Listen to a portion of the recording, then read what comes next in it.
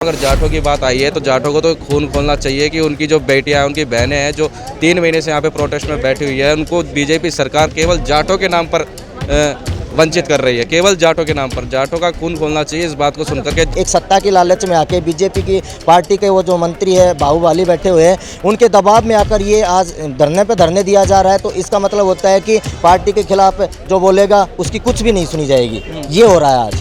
देखिए, बहुत दुर्भाग्य की बात है कि इतना सब कुछ करना पड़ रहा है एक ऐसे व्यक्ति को जो जस्टिफाइड है, जो प्रूव हो चुका है कि उसके ऊपर पॉक्सो लगनी चाहिए, उसने हरेसमेंट किया है और नेशनल और इंटरनेशनल चैंपियंस हमारे यहाँ पे आके बेसिकली संघर्ष कर रहे हैं न्याय के लिए। तो ये बहुत दुर्भाग्यपूर्ण बात है। किस तरह से देख रहे हैं सर यहाँ पे जो प्रदर्शन हो रहा है? सर काफ़ी तरीके से देख रहे हैं, बहन बेटियों के सम्मान में आए हैं, पहलवानों के सम्मान में जो उनके साथ अन्याय हो रहा है उसके खिलाफ बोलने के लिए आए हैं। अच्छी स्पीच दी उन्होंने अपनी तरफ से भाई चंद्रशेखर आज़ाद ने। गलत नहीं सर, बहुत ज़्यादा गलत हो रहा है। बहन बेटियों को नारा लगाते हैं बेटी बचाओ बेटी पढ़ाओ, पर लेकिन उस तरीके का कुछ है नहीं है। वो तो उन्हीं के ही दलाल लोग हैं जो उन्हीं बहन बेटियों की आबरू को लूट रहे हैं दिन पे दिन। कहीं भी चले जाओ देखा जा रहा है, यहाँ से वहाँ तक पूरी दिल्ली में धरना प्रदर्शन चल रहा है आज जगह जगह, पर लेकिन कोई कानूनी कार्रवाई सुप्रीम कोर्ट तक पहुँच गई कहावत, तो ये पुलिस कोई कार्रवाई नहीं कर रही इसमें। बीजेपी सरकार बोलती है कि हम तो न्याय वाली पार्टी है, न्याय करते हैं लोगों का। कोई न्याय नहीं करता, सब कहने वाली बात है। ये बीजेपी सरकार दिखावा कर रही है क्या? जी सर, बीजेपी सरकार दिखावा कर रही है। देश को जो मेडल लेने वाले, देश को गौरवान्वित करने वाले पहलवान आज धरने पर बैठे, ये नौबत कहाँ से आ गई? अगर देश का प्रधानमंत्री इतना मजबूत है, अपने आप में बताते कि राम का और श्री कृष्ण का नारा लगाए, तो वो तो उसके तो पार्टी वाले बात करते हैं, बाकी जो देश का गौरवान्वित बढ़ाते वो धरना प्रदर्शन कर रहे हैं। तो इससे बढ़ के दिखावा कुछ और करते। एक तरफ तो बोलते हैं कि मेडल लेके आए हमारे लिए, और जो मेडल लाने वाले हैं उनको तो हम धरने पर बैठा रखा है, तो कहाँ का न्याय है? तो हम ये कहते हैं कि आज पूरा देश इनके साथ खड़ा है और बीजेपी पार्टी ये तानाशाह की पार्टी है। देश में जो भी ईडी वगैरह लगा देते, कोई भी इनकी पार्टी के खिलाफ बोलता है तो वही कार्य करती है। क्या लग रहा है जो बृजभूषण है बीजेपी के सांसद है, वो बाहुबली नेता है, उनकी इस तरह से छवि है, तभी सरकार किसी दबाव में आकर इन पे कार्रवाई नहीं कर रही? जी, बाहुबली टाइप का नेता है, क्योंकि वो सत्ता में बैठा है और उनकी चल रही है मनमानी चल रही है।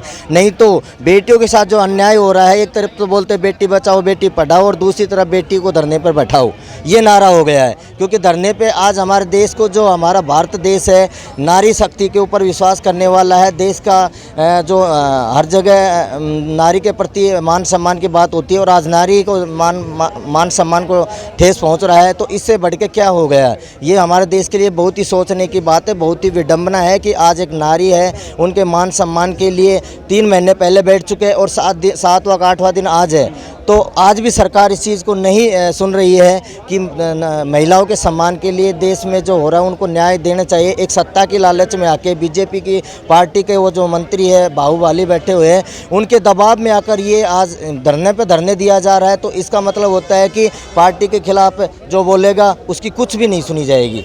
ये हो रहा है आज। देखिए किस तरह से बोल रहे हैं कि पार्टी के खिलाफ कोई भी बोलेगा तो उन पे ऐसा लगता है कि कार्रवाई होगी। क्यों नहीं? बीजेपी सरकार केवल जात पात के लिए बनी है, केवल जात पात करती है और कुछ नहीं। बीजेपी सरकार बिल्कुल बेकार सरकार है। इन्होंने लोगों के बारे में सोचा, अगर सोचती तो बहुत कुछ कर पाती। अब 2024 में ख़त्म हो जाएगी बीजेपी सरकार। किस तरह से देख रहे हैं सर, यहाँ पर आपके राष्ट्रीय अध्यक्ष आए हैं खिलाड़ियों का समर्थन करने, और एक लंबे समय से ये खिलाड़ी प्रदर्शन कर रहे हैं? देखिए, मैं आपसे ये कहना चाहूँगा कि ये जो प्रकरण 3 महीने से चल रहा है, सरकार को इस पर अपनी तरफ से पहल करनी चाहिए थी, क्योंकि ये महिलाओं के सम्मान की बात है। हमारे देश की जो 50-60% आबादी है, आधी आबादी महिला में आती है, और उनका नेतृत्व करने वाली जो हमारी जो रेसलिंग, जो हमारी फीमेल हमारी जो महिलाएं हैं, इन्होंने हमारा सम्मान भी बढ़ाया है। लेकिन कहीं ना कहीं जो माइनर हैं, जो अभी इस रेसलिंग में आ रही हैं, उनकी सुरक्षा करना भी सरकार की जिम्मेदारी है, रेसलिंग फेडरेशन की जिम्मेदारी है, और कहीं ना कहीं समाज की जिम्मेदारी भी है।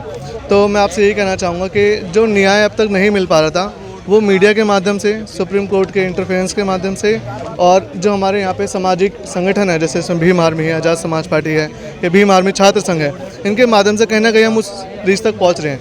लेकिन ये बहुत दुर्भाग्य की बात है कि इतना सब कुछ करना पड़ रहा है एक ऐसे व्यक्ति को जो जस्टिफाइड है, जो प्रूव हो चुका है कि उसके ऊपर पॉक्सो लगनी चाहिए, उसने हरेसमेंट किया है, और नेशनल और इंटरनेशनल चैंपियंस हमारे यहाँ पे आके बेसिकली संघर्ष कर रहे हैं न्याय के लिए। तो ये बहुत दुर्भाग्यपूर्ण बात है, सरकार को पहल करनी चाहिए थी। क्या लग रहा है सर, बेटी बचाओ बेटी पढ़ाओ का सपना किस तरह देखते हैं आप? बेटी पढ़ाओ बेटी बचाओ का सपना आज देख रहे हैं। 3 महीने से हमारे जो भारत देश के नेशनल खिलाड़ी हैं वो धरने पर बैठे हुए अपने न्याय के लिए, पर बीजेपी सरकार उनकी बात ही नहीं सुन रही है। उन्हें ऐसा लगता है कि इनकी कोई इज्जत ही नहीं है, कोई देश में वैल्यू ही नहीं है। इन नेशनल खिलाड़ी, इनके साथ हरासमेंट हुई, शोषण हुआ, सब कुछ हुआ, पर सरकार इस मुद्दे पर बिल्कुल चुपचाप बैठे हुए है। वो तो शुक्र है कि सुप्रीम कोर्ट अभी जिंदा है, जो उन्होंने संज्ञान लेकर के उस पर कार्रवाई करने के आदेश दिए और उस पर कार्रवाई होगी। और सामाजिक संगठन जितने भी यहाँ पहुँचे हुए, मैं चाहता हूँ कि इसी तरह संघर्ष करते रहें, इनको न्याय दिलाते रहें, क्योंकि ये जो रीढ़ है देश की महिला, इसको न्याय मिलना चाहिए। सबका साथ सबका विकास बीजेपी और प्रधानमंत्री की तरफ से एक नारा लगता है, लेकिन आज कहीं ना कहीं बीजेपी की जो ट्रोल आर्मी है या फिर सपोर्टर कह लें, वो इस मुद्दे को कहीं भटका रहे हैं। वो बोल रहे हैं कि क्षेत्रवाद पे ला रहे हैं और एक बोला जा रहा है जाठों का आंदोलन है। क्या लग रहा है आपको, यहाँ पे आने के बाद लग रहा है कि जाठों का आंदोलन है? भाई साहब देखिए, चाहे जाट हो चाहे कोई भी हो, है तो इंसान ही ना। शोषण तो सबके साथ हो सकता है ना, है तो महिला ही ना। कोई भी हो, मैं तो ये मानता हूँ अगर इंसान है तो शोषण भी हो रहा है उसके साथ, और ये शोषण कर रहे हैं। अगर ये जात धर्म के हिसाब से अगर न्याय देते हैं तो मैं कहता हूँ इससे घटिया और बेकार सरकार, इससे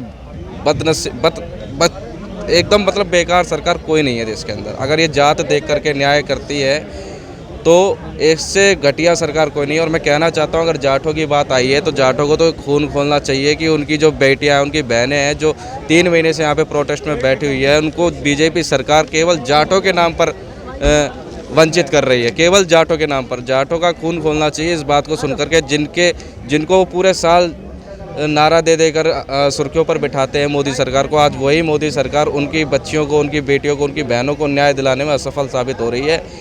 मैं तो चाहता हूं कि ऐसी जातिवादी सरकार को ना इसी लोकसभा चुनाव में यही जाट समुदाय उखाड़ करके सत्ता से बिल्कुल बाहर फेंके, और तब इनको पता लगेगा कि न्याय कैसे मिलता है और कैसे नहीं मिलता, और हक क्या होता है, अधिकार क्या होता है, शोषण क्या होता है। शोषण क्या, देखिए बड़ी बात कह रहे हैं कि जो सरकार 2024 में अपना एक प्लान बना रही है कि कहीं ना कहीं लोकसभा की इलेक्शन को विजय प्राप्त किया जाए। सर मेरे को ये बताइए, भीम आर्मी या आजाद समाज पार्टी इस मुद्दे पे पहलवानों के साथ कहाँ तक खड़ी है? देखिए, ये शुरू से लेके आखिरी तक है। हमारी जो रीजनल टीम है यहाँ की, वो पहले से ही आके यहाँ पे मुद्दे को समझ रही थी, बैठ रही थी।